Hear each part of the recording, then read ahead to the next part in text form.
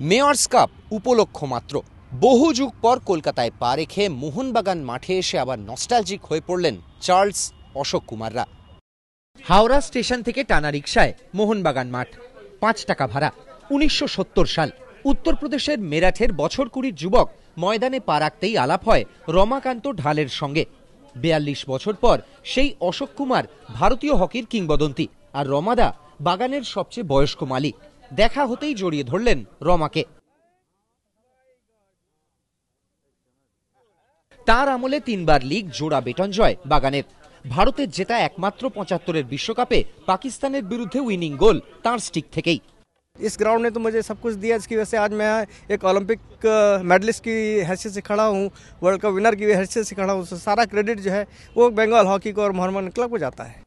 মোহনবাগান মাঠে এদিন অশোকের সঙ্গী চার্লস কর্নেলিয়াস। হাঁটুর চোটে কেরিয়ার শেষ হয়ে গিয়েছিল।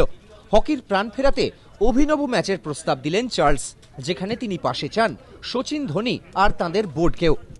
मैं चाहता हूं कि भी क्रिकेट वाले जो है भी हॉकी रिवाइवल के लिए एक एग्जीबिशन मैच, अगर एक एग्जीबिशन मैच कलकत्ता में खेल जाए तो मेरे ख्याल hockey will bounce back in Calcutta.